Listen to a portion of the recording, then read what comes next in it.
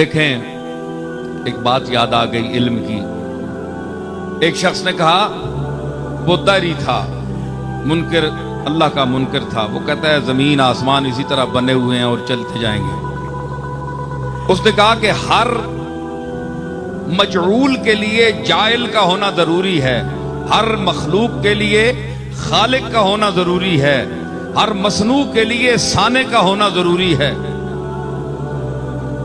تو اللہ جس کو تم اللہ کہتے ہو، اے علی تم بتاؤ کہ اگر اس نے اس پوری کائنات کو بنایا ہے، ذرے سے آفتاب تک تمام اشیاء کو بنایا ہے، تو پھر اس کا اپنا خالق کون ہے؟ اس کو کس نے بنایا؟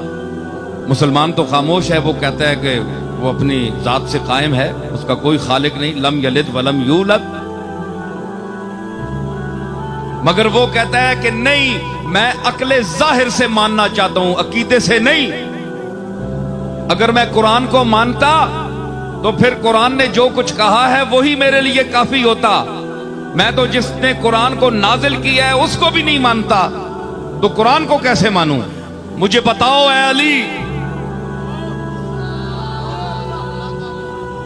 بتاؤ تمہیں جو شہر علم کا دروازہ کہا گیا ہے، نبی نے اپنے علم شہر کا تمہیں دروازہ کہا، تو اب دروازہ ہونے کا ثبوت دو.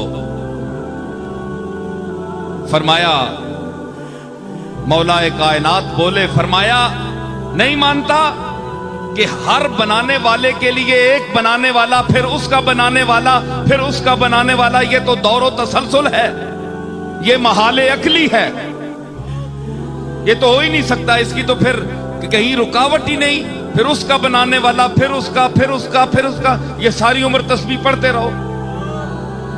یہ تو محالات عقلیہ سے ہے. اس نے کہا نہیں، مجھے سمجھاؤ، بات سمجھاؤ. فرمایا گنتی آتی ہے، سنو علی کی ہے علم کی بات.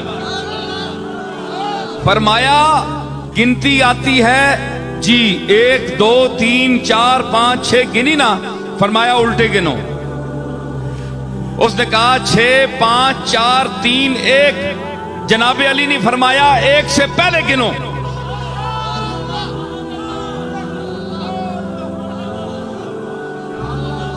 بھائی آگے تو جا رہے ہو نا، 1 2 3 4 5 ہزاروں تک، لاکھوں تک، پیچھے گنو. اس نے کہا جناب 1 سے پہلے تو ہے ہی نہیں. آپ نے فرمایا کہ بے وقوف، یہی تو علی کہتا ہے کہ اس ایک وحدہ لا شریک سے پہلے کوئی ہے ہی نہیں.